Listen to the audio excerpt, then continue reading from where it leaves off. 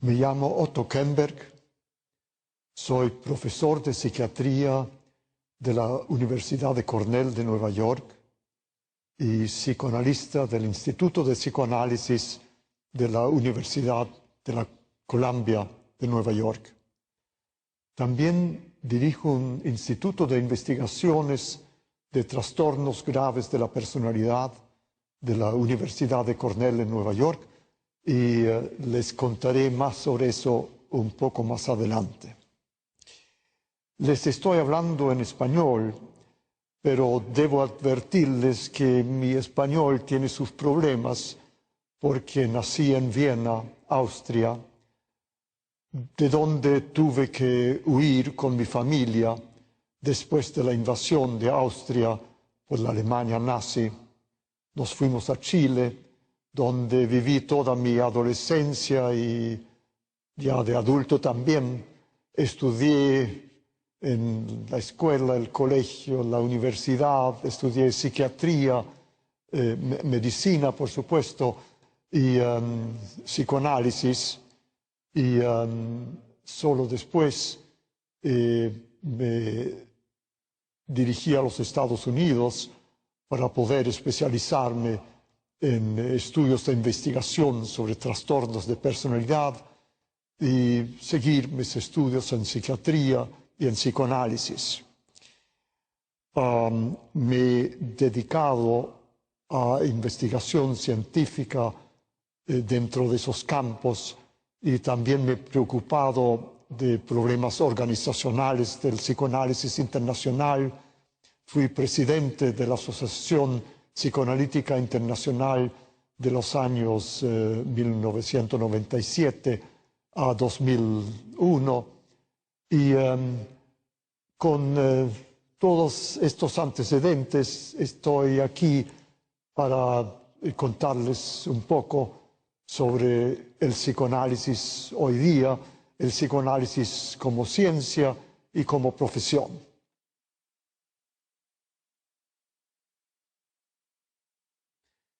Quiero presentarles 3 casos que nos van a permitir entender algunos de los problemas, de los fenómenos que estudia el psicoanálisis. El primer caso es de una mujer joven, muy atractiva, pero con una expresión ansiosa y preocupada, y cuyo problema es una actitud tan dependiente e insegura con el hombre con quien ella tiene una relación que afecta la relación amorosa. Lo mismo le ha sucedido en relaciones anteriores.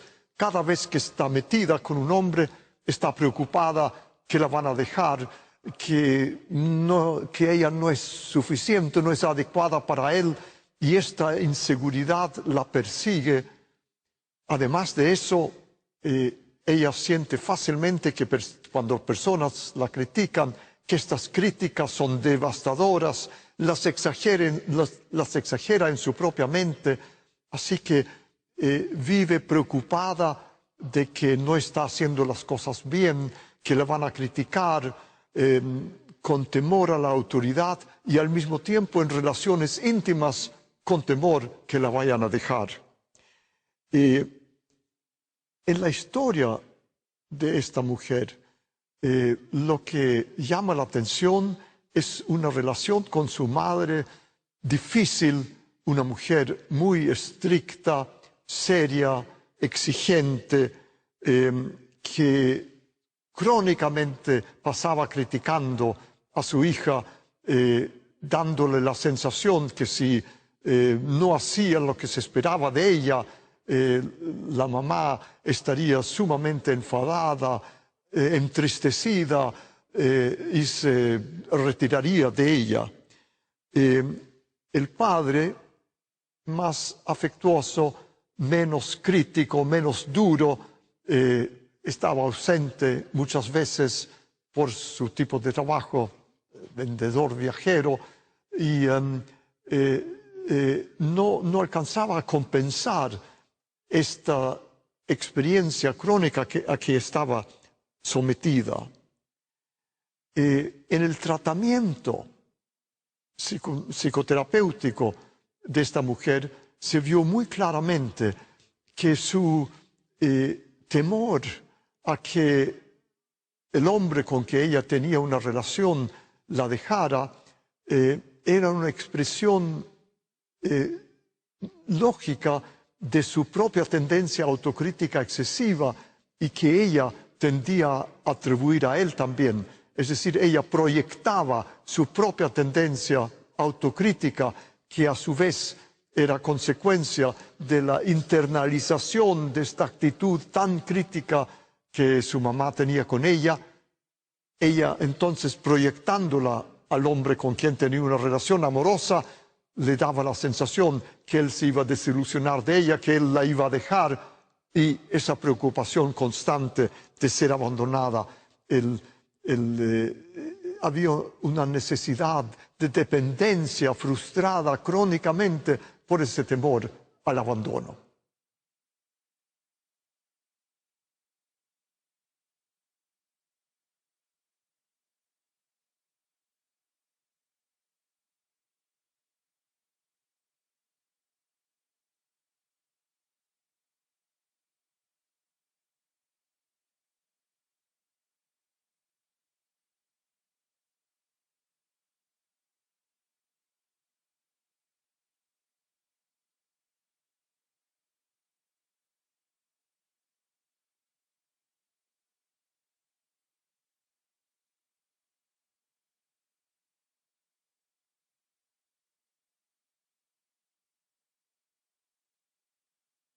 Segundo caso, es un hombre joven que superficialmente parecía estar muy bien. Por el contrario, era un hombre sumamente amable, a veces excesivamente amable, como que no podía ponerse suficientemente firme, pero si se le contrariaba, esto podía cambiar a una actitud opuesta en que de repente estallaba en rabia, especialmente en situaciones con autoridad, autoridades escolares, los profesores, supervisores, y entonces oscilaba entre actitud de sometimiento o de protesta violenta, lo que le había creado problemas en el colegio, problemas con la autoridad. Y en la historia de este hombre, lo que era muy claro era un padre muy dominante y exigente, y al mismo tiempo intolerante de cualquier conducta rebelde de su hija, de su hijo. Y ese padre tan controlador y exigente y autoritario obligó a este joven o a someterse, comerse la rabia, o de vez en cuando estallar con la consecuencia de castigos serios. Y entonces en la vida adulta era como si él hubiera internalizado este padre estricto, atribuyendo a las otras autoridades con que se encontraba la misma estrictez que él había internalizado y que lo obligaba a ser muy perfecto en su propia conducta, pero también con temor a que le exigirían perfección, someterse y rebelarse, creándose problemas. De modo que había una mezcla de perfeccionismo, sometimiento y rebelión, problemas alrededor de la autoafirmación de la autonomía.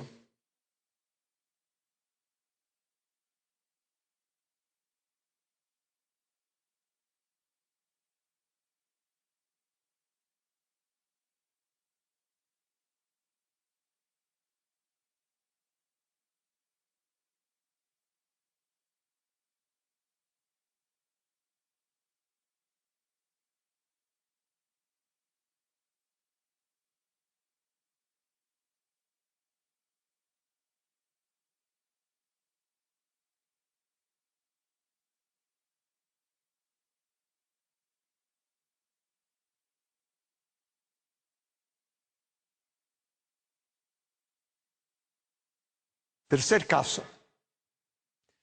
otro hombre joven, aparentemente muy bien en todo, excepto en un serio problema en sus relaciones amorosas. En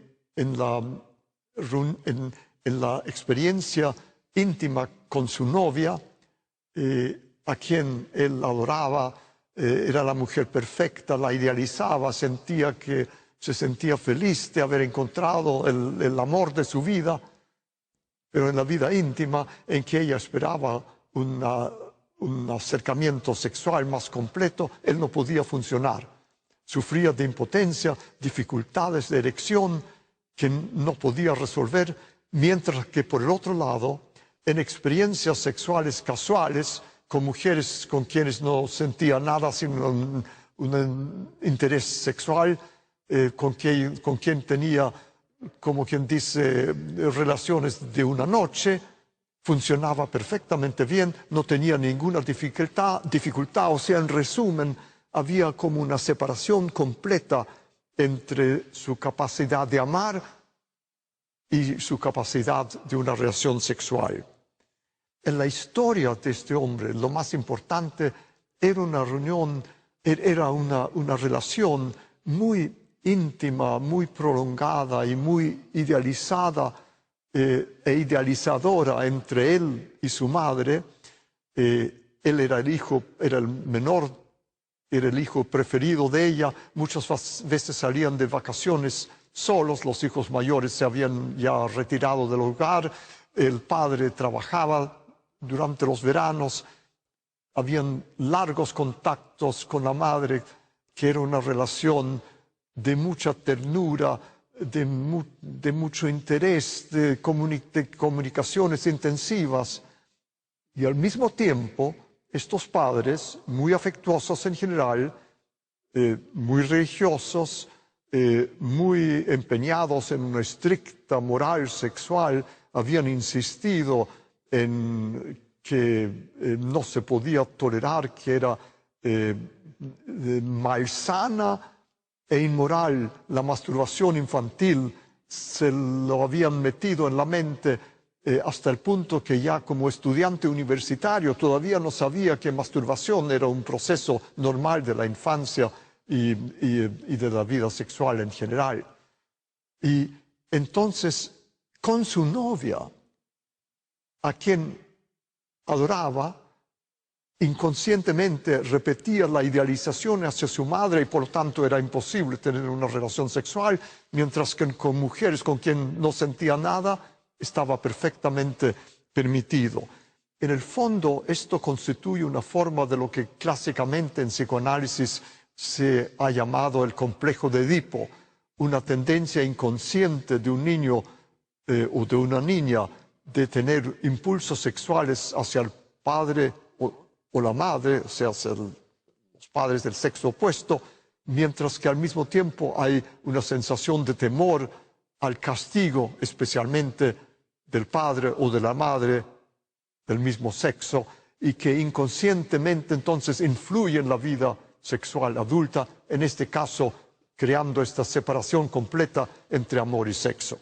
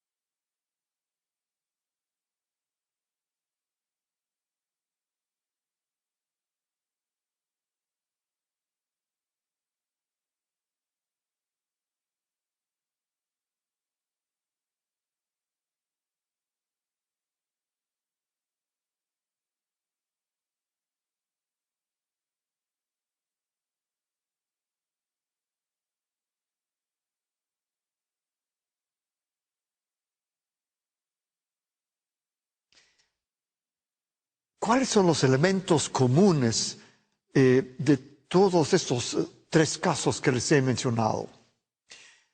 En todos los casos tenemos que ver con conflictos profundos, por un lado, entre deseos, aspiraciones, profundas necesidades de la infancia, y por el otro lado, temores, angustias, prohibiciones, sentimientos de culpa, porque estos sentimientos, estos deseos, parecen peligrosos, prohibidos en forma realista o no real. ¿De qué tipo de sentimientos, deseos, necesidades se trata?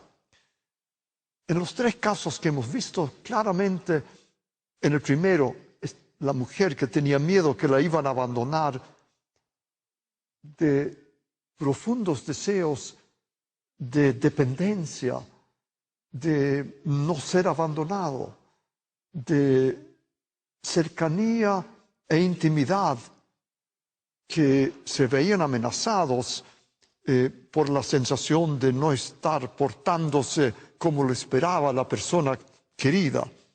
De modo que, por un lado, había un deseo de dependencia, de intimidad, y por el otro el temor de ser rechazado por no ser aceptable a la persona que uno quería.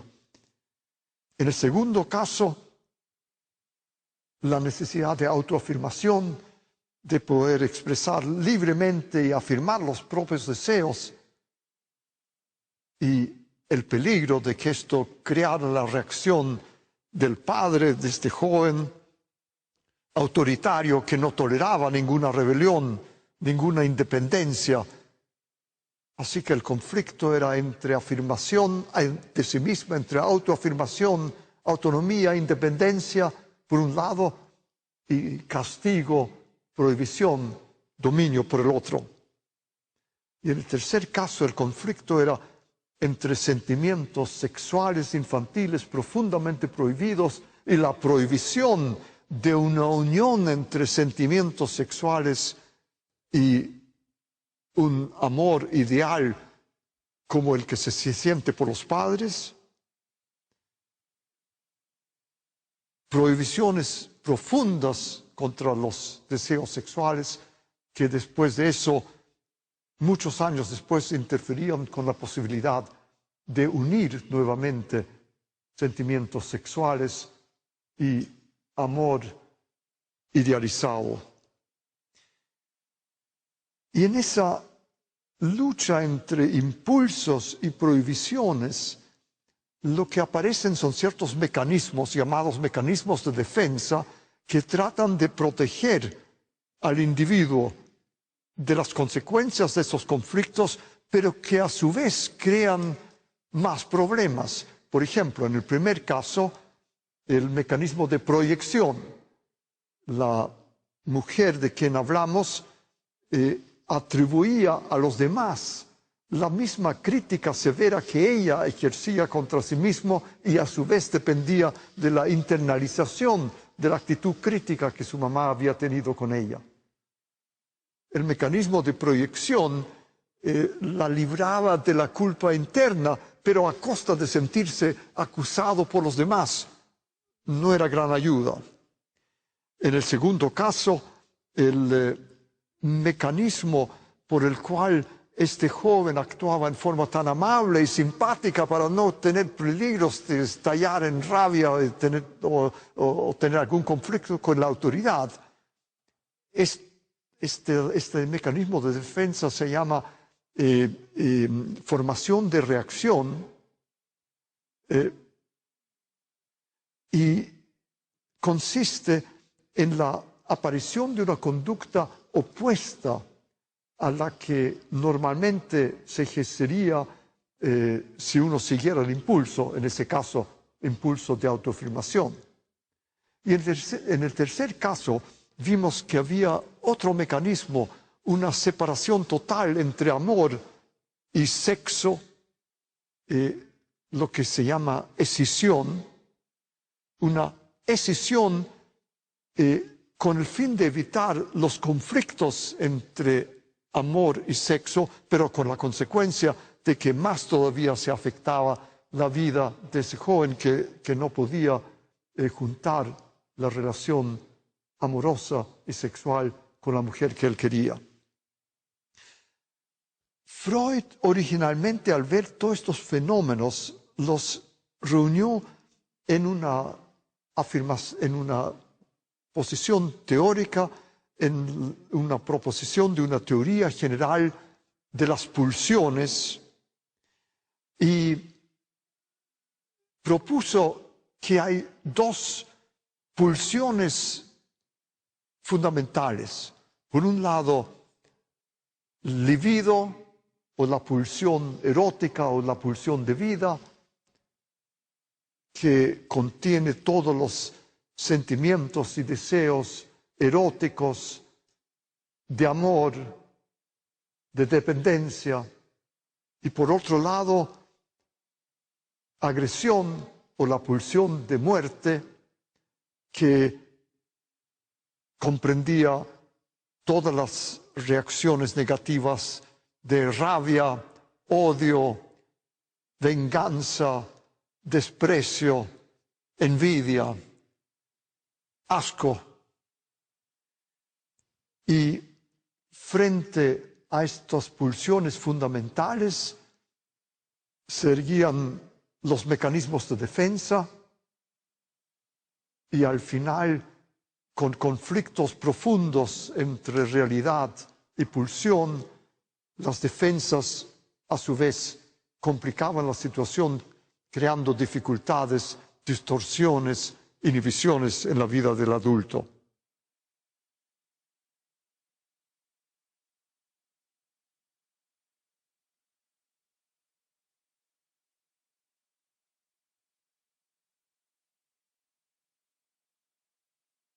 Freud describió las características del inconsciente dinámico, como él llamó a toda esta vida inconsciente infantil, como caracterizada por lo que llamó el proceso primario, es decir, un modo de pensamiento en que el tiempo es eterno, en que los deseos y las prohibiciones de la infancia siguen existiendo como si la realidad no fuera cambiando, y por ese mismo motivo temores e impulsos de la infancia lo influyen a uno durante toda la vida.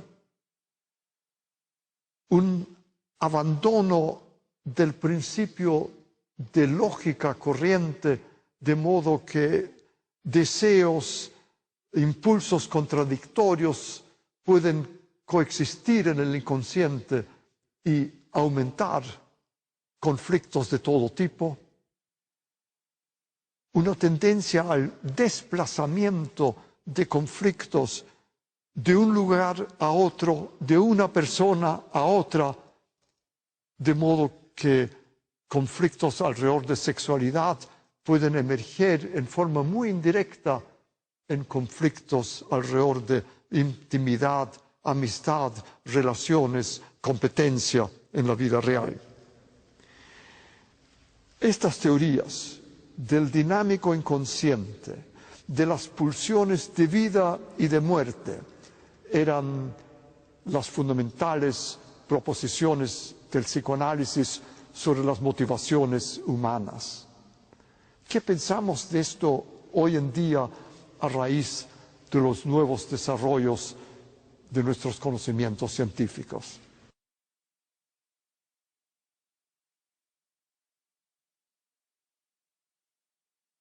Veamos cuáles son los desarrollos dentro de la neurobiología contemporánea y cómo se relacionan estos desarrollos y estos hallazgos con la teoría psicoanalítica de las pulsiones. Muy resumidamente, lo que sabemos hoy en día es que el cerebro funciona en general dividido en dos grandes sistemas. Esto es una simplificación, pero para el caso suficiente. Uno es la corteza cerebral. la corteza cerebral es la que controla el entendimiento lógico, la conciencia y la memoria consciente, el pensamiento lógico de lo que sucede alrededor de nosotros, la percepción de las cosas y el control de nuestras reacciones afectivas. En el centro del cerebro, a diferencia de la corteza, está el sistema límbico. El sistema límbico es un conjunto de núcleos enormemente complejos de células nerviosas en las cuales se activan los afectos, lo que llamamos nuestros sentimientos, nuestros afectos positivos y negativos, de amor, euforia, contento, excitación, esperanza, o negativos, odio, rabia, temor, pánico, tristeza, etc. Desequilibrios del organismo son registrados por el hipocampo, son registrados por el hipotálamo. El hipotálamo comunica estos desequilibrios al sistema límbico y en el sistema límbico se activan los afectos, especialmente los afectos negativos en la amígdala, parte del sistema límbico, y estos afectos negativos se irradian a la corteza cerebral que les da su marco cognitivo y racional.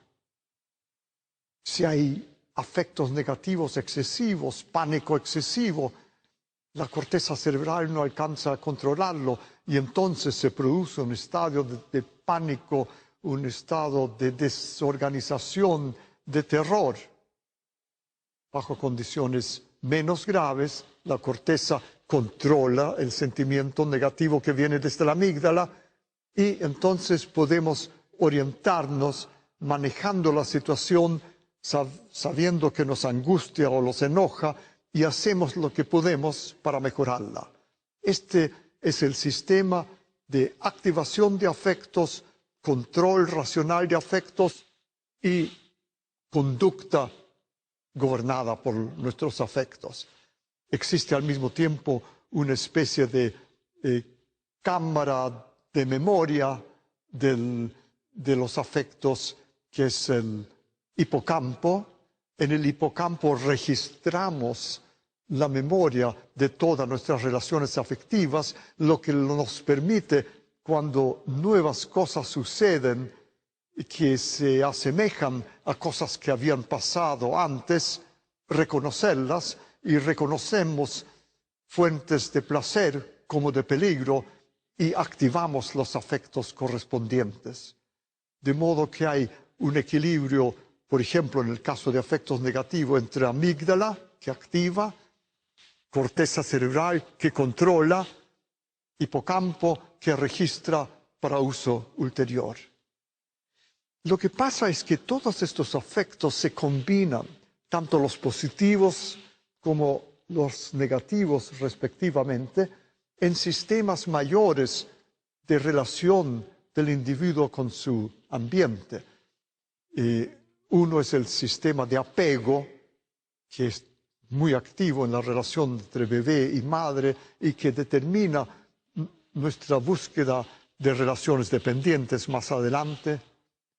Otro es el sistema de lucha y huida, que nos capacita de afirmarnos, defendernos, mantener nuestra posición en el mundo.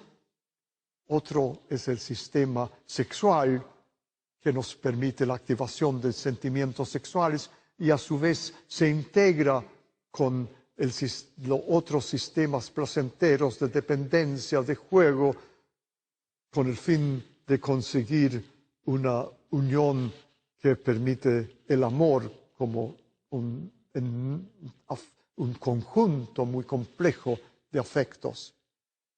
Y entonces los afectos en su organización gradualmente confluyen a los dos grandes sistemas de libido y agresión que había descrito Freud ya desde el punto de vista clínico de los conflictos inconscientes de los pacientes. Pero ahora sabemos que estas grandes pulsiones que influyen conflictos conscientes derivan en último término de las estructuras biológicas que son los afectos en su interacción con la corteza cerebral.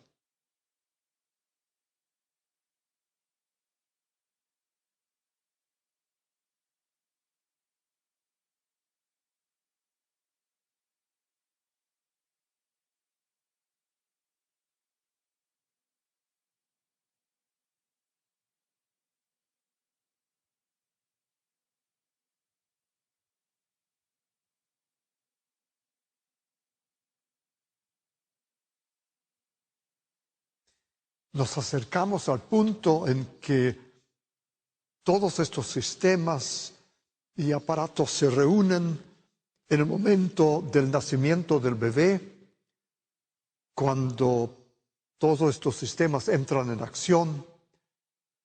El bebé está con hambre, llama a la mamá desesperadamente y durante ese momento experimenta un afecto de pánico, de terror, de una sensación casi intolerable.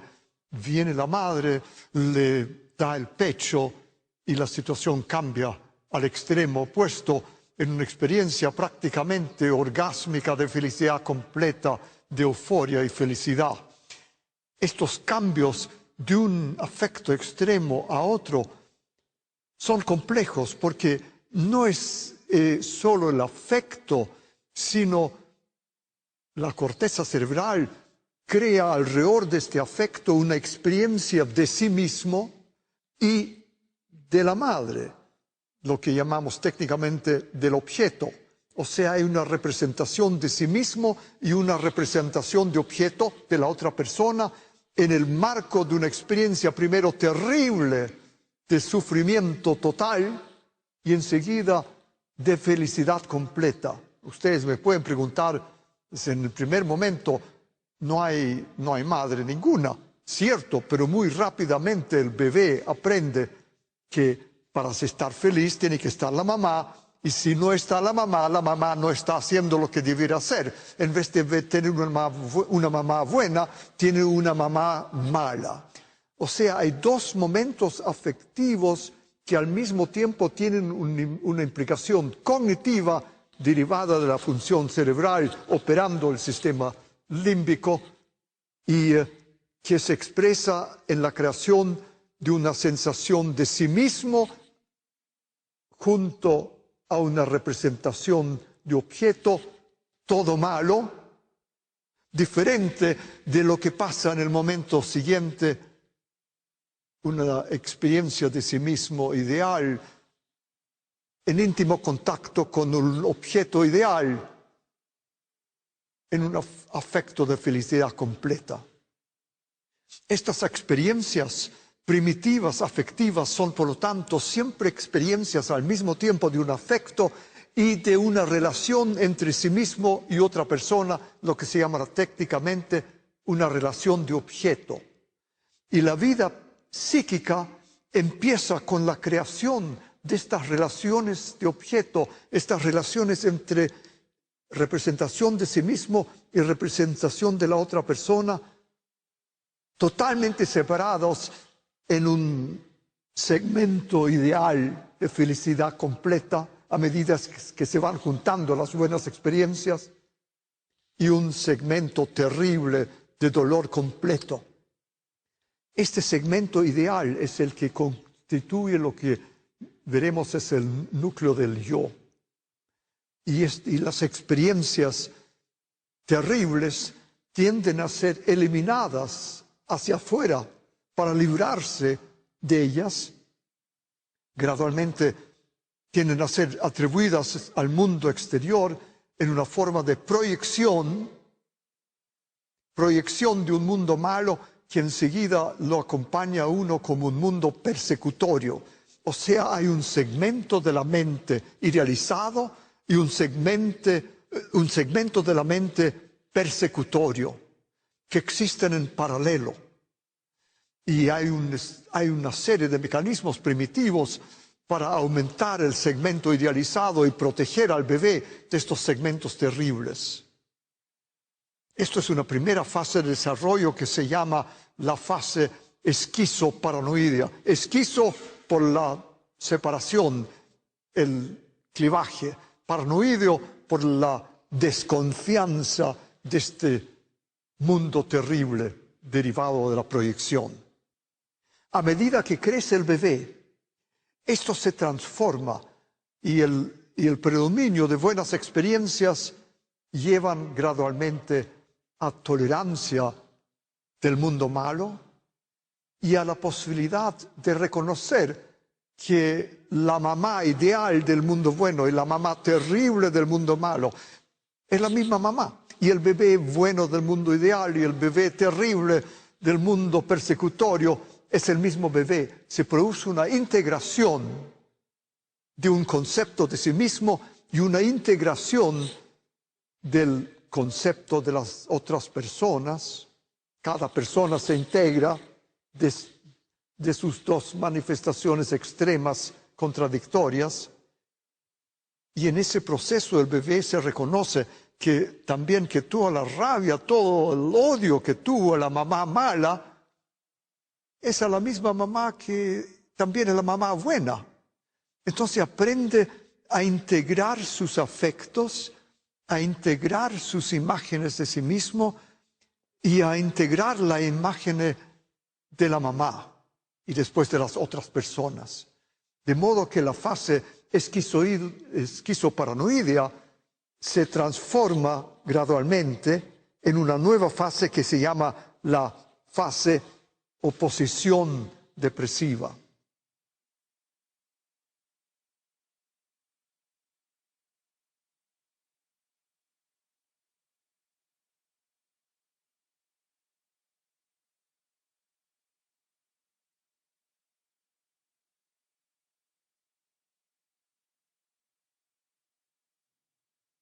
De modo que tenemos la fase oposición esquizoparanoidea en los primeros meses de vida, que en cierto sentido se extiende a través del primero o segundo año de vida, y la posición depresiva, que es de integración, y en que se produce lo que llamamos la identidad normal. Identidad normal en que uno tiene una visión integrada de sí mismo y una visión integrada de las otras personas. Pero si el mundo del bebé es objetivamente terrible, si las experiencias traumáticas, frustrantes, pérdida o ausencia de buena mamá predominan, el segmento negativo es tan intenso que no se puede producir la integración y queda este clivaje para siempre. Y queda una división de sí mismo en un sí mismo bueno y malo que no se unan, y de las otras personas que llegan a ser todas buenas o todas malas. O las mismas personas pueden cambiar rápidamente de extremadamente a extremadamente malas porque no se pueden juntar, y eso constituye lo que se llama la difusión de identidad en contraste con la identidad normal, y es característico de los trastornos más graves de personalidad. A lo mejor ustedes han oído la palabra la personalidad borderline, la personalidad limítrofe. Estas son estructuras de carácter graves de personas que en efecto cambian su imagen de sí mismo de todo bueno a todo malo, las imágenes de todo lo demás igual, todo bueno y todo malo. El mundo está en caos, es imposible cometerse a relaciones íntimas porque uno no sabe dónde está, cometerse a trabajo, cometerse a profesión. De modo que este proceso nos muestra concretamente cómo las disposiciones afectivas, cuando encuentran las relaciones con los demás, empiezan a integrarse o no, y a formar la personalidad, una identidad normal o una identidad patológica, la difusión de identidad. Y hay ciertas personalidades en que predomina el mundo malo hasta tal punto y una visión de que están rodeados de enemigos todo el tiempo, que están caracterizados por desconfianza total, las llamadas personalidades paranoides. Y hay otras personas que como defensa secundaria empiezan a refugiarse en una visión idealizada de sí mismo, empiezan a confundir la imagen idealizada de sí mismo con la madre ideal y se sienten perfectos y ya no les interesan las relaciones con los demás. Estas son las llamadas personalidades narcisistas, que no tienen capacidad de realmente amar a otras personas, son grandiosos, omnipotentes, prepotentes y solo en momentos de fracaso todo esto se derrumba y entonces tienen terribles sentimientos de inferioridad y de fracaso. Fíjese que hemos aprendido ya las estructuras fundamentales de muchas personalidades. La personalidad depresiva de esa mujer que tenía miedo que todos la iban a abandonar. La personalidad obsesiva de este joven que tenía que tener todo perfecto y con problemas de autoridad, someterse o rebelarse. La personalidad paranoidea, narcisista y borderline o limítrofe. Todo lo que les he resumido es la llamada teoría de relaciones de objeto que caracteriza al psicoanálisis contemporáneo. Esta teoría de relaciones de objeto explica cómo se junta la disposición afectiva innata, lo que llamamos temperamento, las relaciones con los demás, que llamamos relaciones de objeto, con la formación del carácter, que son los modos habituales de comportarse, y la personalidad total, que además del carácter tiene la inteligencia propiamente tal y una agencia moral interior que ya vimos en la primera paciente con sentimientos de culpa excesivos porque algo se formó en ella que hizo que tuviera una necesidad de ser excesivamente estricta consigo mismo y atribuir a los demás que eran demasiado agresivos o críticos con ellas como ella lo sentía. O sea, la explicación de la personalidad, de los trastornos de personalidad, deriva directamente de esta integración entre temperamento, experiencia, carácter y todo esto centrado en las relaciones de objeto tempranas que les mencioné. Déjenme completar esta visión de lo que pasa en el individuo con las estructuras mentales definitivas que describió Freud y que ustedes verán aparecen claramente a base de lo que ya hemos visto. Freud propuso que la mente estaba constituida por el yo, el ello y el superyo. El yo es simplemente esta parte de la mente que es consciente, que contiene toda la percepción en realidad del medio ambiente, que controla la conducta, el comportamiento en forma consciente y que está constituida precisamente por la imagen integrada de sí mismo y la imagen integrada de todos los demás y los patterns habituales, los modelos habituales de la interacción que constituyen el carácter.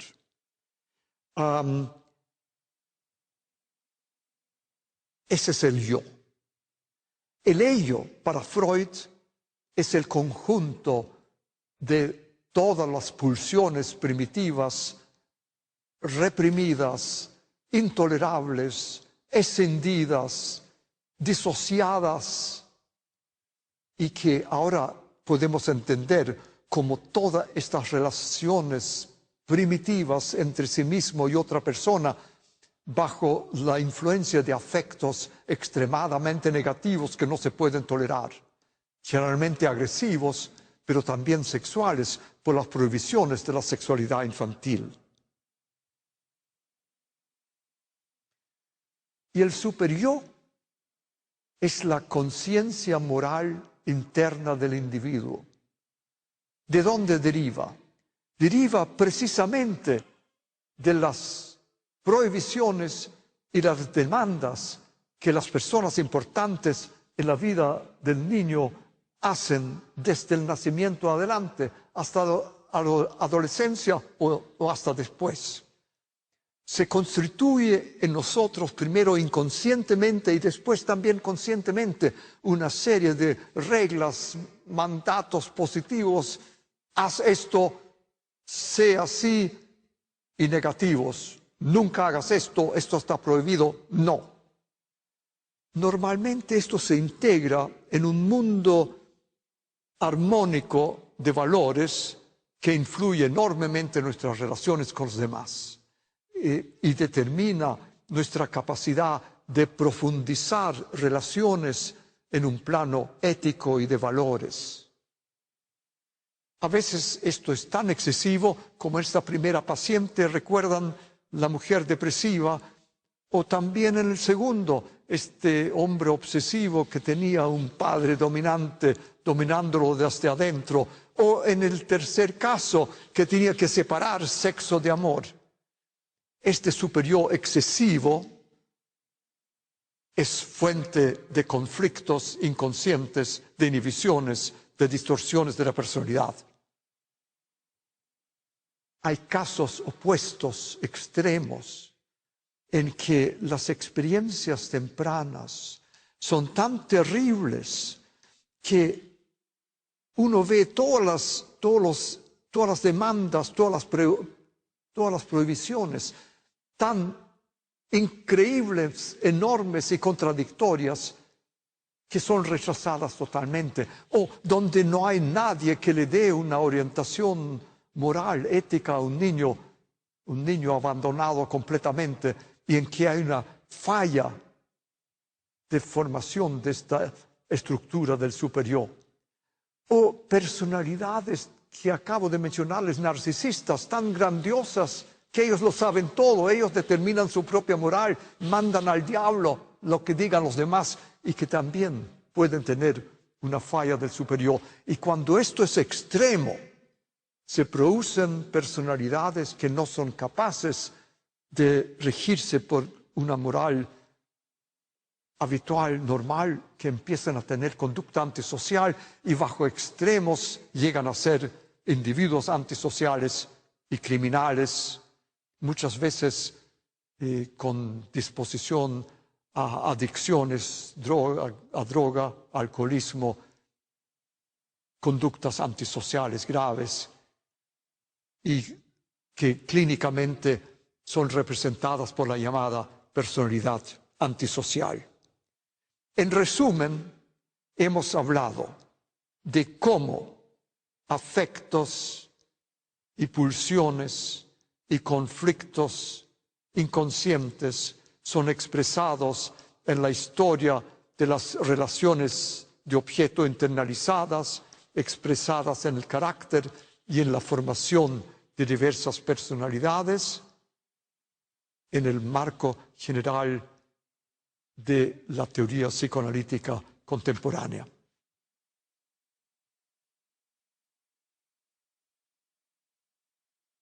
Pasamos a hablar de tratamiento, el psicoanálisis como tratamiento. En primer lugar, cuando hablamos de psicoanálisis como tratamiento hoy en día, ya no hablamos solamente del psicoanálisis clásico, de que ustedes puedan haber oído de 4 sesiones por semana o 3 sesiones por semana o 5 sesiones por semana. Eso varía de país en país y todavía no sabemos exactamente cuál es la frecuencia ideal, pero en todo caso es entre 3 y 5 sesiones por semana con una técnica muy específica.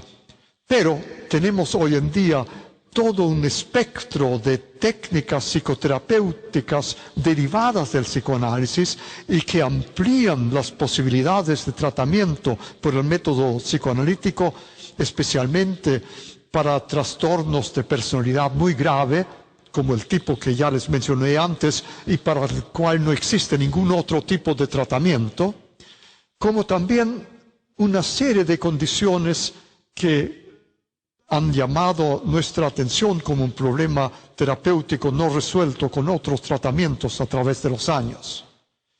Ahora es imposible tener en cuenta que el psicoanálisis y las terapias psicoanalíticas no son el único tratamiento que existe.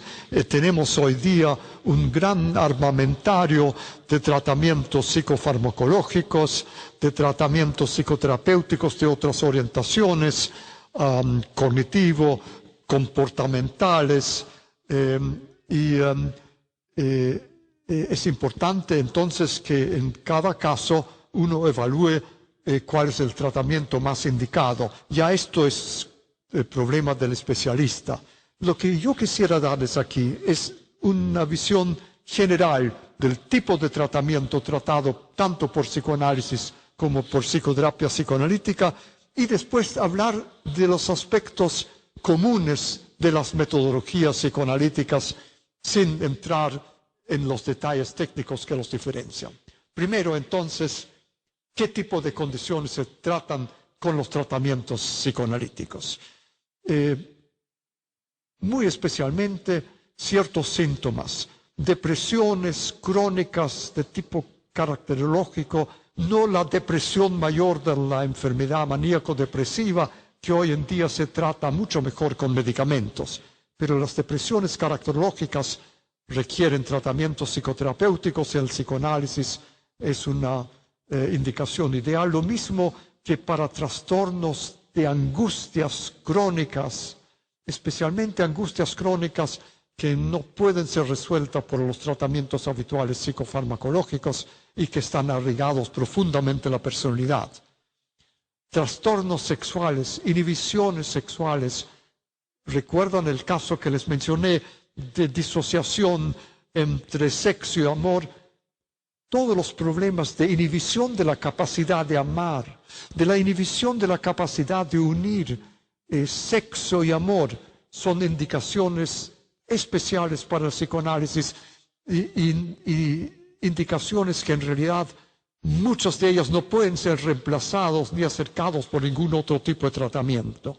Hay pacientes que tienen llamados de síndromes de conversión, síntomas físicos que están basados en el significado simbólico de la función física que está alterada, derivado de conflictos inconscientes. Muchos de estos pacientes requieren tratamientos de tipo psicoanalíticos y la indicación más importante son trastornos de personalidad de todo tipo, especialmente trastornos de personalidad suficientemente graves como para afectar la vida de los pacientes, la vida amorosa, la vida de trabajo, la vida social, la creatividad. Y los trastornos muy graves, caracterológicos, con difusión de identidad, ustedes ya saben lo que significa eso, graves trastornos de las funciones en la vida cotidiana que llevan complicaciones como alcoholismo, trastornos del apetito, conducta antisocial, tendencias crónicas a suicidio sin depresión, suicidio como un problema caracterológico, tienen indicaciones especiales para el psicoanálisis. Ahora, ¿cuál es la metodología general del tratamiento? Y estoy hablando aquí en conjunto de psicoanálisis, estándar clásico como de psicoterapias psicoanalíticas. El método más importante es el análisis de la transferencia. ¿Qué es la transferencia? La transferencia es la repetición de los conflictos inconscientes antiguos transformados en trastornos de patrones conductuales y que se manifiestan precisamente en alteraciones de la conducta en relaciones íntimas, en relaciones de trabajo, en relaciones sociales, en la vida en general, el tiempo libre, la capacidad o la incapacidad de gozar de la vida. Todos esos patrones de conducta patológicos que representan conflictos inconscientes no resueltos tienden a reactivarse en toda ocasión que se les permite activarse. Es decir, hay una tendencia a la repetición de los problemas no resueltos, una tendencia a la repetición que existe todo el tiempo en todas las personas, pero que está oculto por las interacciones que tenemos todos entre todos y que nos fuerzan a cierta normalidad.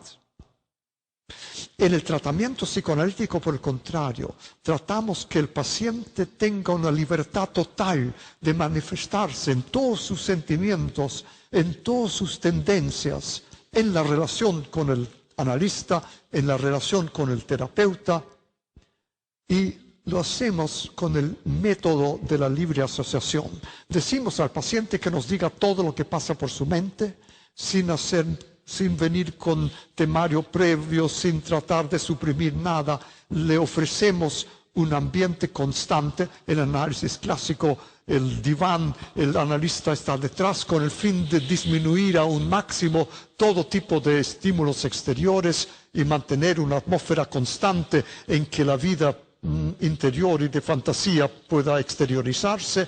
Y en las psicoterapias psicoanalíticas, en que el terapeuta ofrece al paciente hablar libremente y también mantiene una actitud constante, no hablar sobre sí mismo, sino sobre el paciente, mantener una actitud natural, pero objetiva, lo que llamamos estar en rol de terapeuta, y estudiar las fantasías del paciente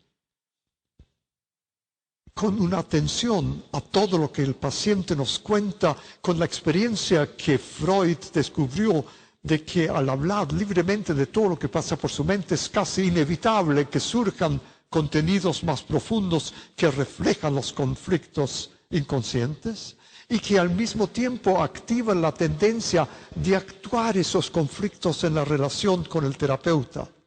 El terapeuta que no reacciona con la reacción normal de toda persona, que la tratan de cierta manera y que responde. Si alguien nos trata de una manera agresiva, pues respondemos agresivamente. Nos trata en forma seductora, puede que actuemos rechazando o siendo seducidos.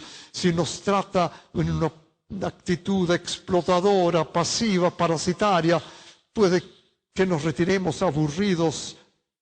Es decir, tendemos a responder a ciertas conductas, pero el terapeuta recoge la sensación de lo que el paciente está provocando sin responder a eso. Es decir, utiliza sus reacciones emocionales frente a las reacciones emocionales que se producen en el paciente, lo que llamamos la contratransferencia, y estudia esta contratransferencia, su reacción emocional momento a momento, para comprender mejor lo que el paciente está induciendo en él.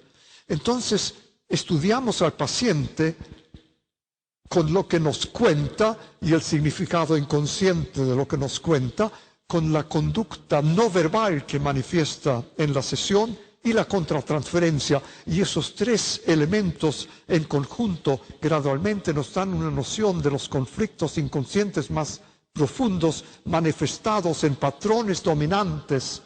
Por ejemplo, la primera paciente que le mencioné, probablemente pronto sentirá que el terapeuta o el analista no se interesa, el analista la abandona, desesperada para el hecho que el analista la quiera con la sensación de frialdad, indiferencia, replicando la conducta que tuvo ella con su mamá y que está al origen de sus dificultades. Pero la cosa es más compleja, porque esos pacientes reproducen no solo su propia actitud frente a los parientes, frente a los padres o las personas que causaron o participaron en los conflictos, sino inconscientemente tienden a identificarse con esas personas que fueron traumáticas y proyectar su propia experiencia al terapeuta, de modo que a veces lo que sentimos es lo que sintió el paciente que lo trataron como él nos está tratando ahora. Como ustedes ven, la transferencia es un desarrollo sumamente complejo de patrones típicos de conducta que analizamos en cuanto a su significado inconsciente, comunicando al paciente gradualmente nuestra comprensión de estos patrones y permitiéndole a través de adquirir una conciencia adulta de lo que eso significa a poder elaborarlos y abandonarlos. Un aspecto muy útil en ese sentido es el análisis de los sueños. Ya he mencionado el significado inconsciente que se produce a través de expresar todas las fantasías que nos da el contenido manifiesto de los sueños, y la libre asociación nos permite mucho más todavía analizar sueños en la relación con el terapeuta, y el análisis de sueños, el análisis de la conducta, el análisis de las asociaciones, el análisis de la contratransferencia, todos se combinan en dar una visión en profundidad de las relaciones de objeto patógenas del pasado que se han fijadas en el carácter del paciente, activados en la transferencia, de modo que el análisis es siempre un análisis del carácter, y el tratamiento psicoanalítico produce profundas modificaciones del carácter, una normalización del carácter, y con eso una normalización de la personalidad total, porque el carácter y la identidad son los elementos más esenciales de la personalidad. Eso, en resumen, es la descripción del tratamiento analítico. Es bastante más difícil y complejo de lo que acabo de decirles, pero creo que en esencia ese es el método que exige años de aprendizaje y en que se especializan particularmente psicólogos y psiquiatras con el interés en esa subespecialización de esas profesiones respectivas. Quiero decirles unas pocas palabras sobre investigaciones recientes sobre tratamiento psicoanalítico, investigaciones con el fin de mejoría constante de nuestra comprensión de patología, de nuestra comprensión de técnica y de la eficiencia del tratamiento.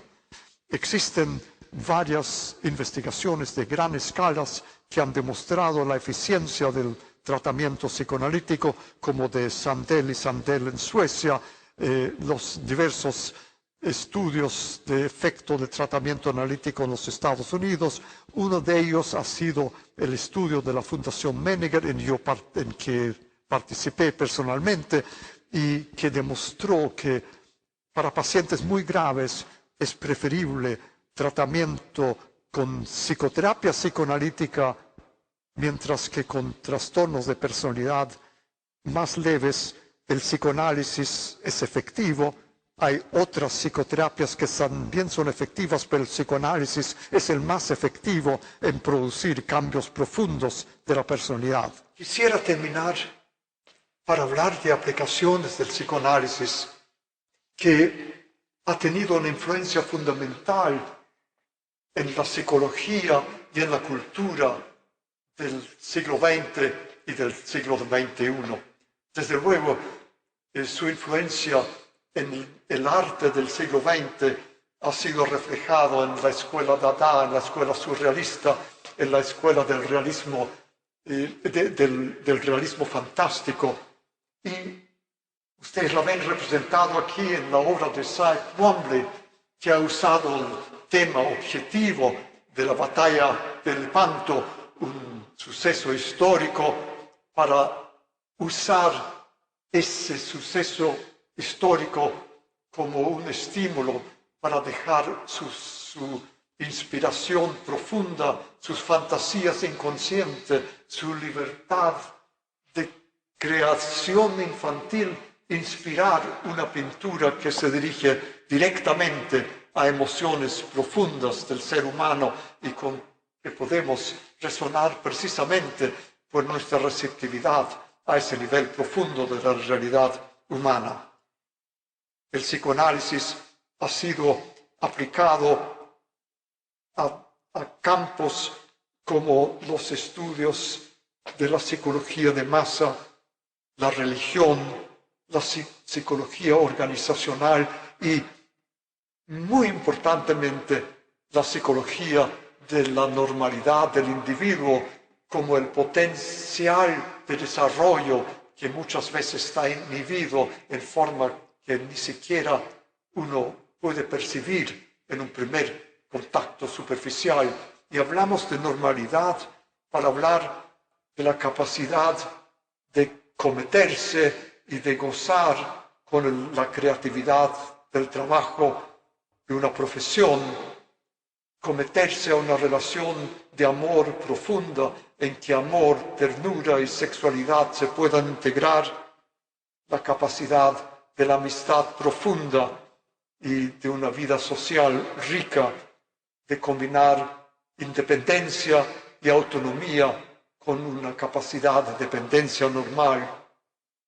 En este sentido, el psicoanálisis ha sido un estímulo para no quedarnos en las restricciones ordinarias, pero para buscar cada vez más ampliar la creatividad y el gozar de la vida del ser humano. Muchas gracias.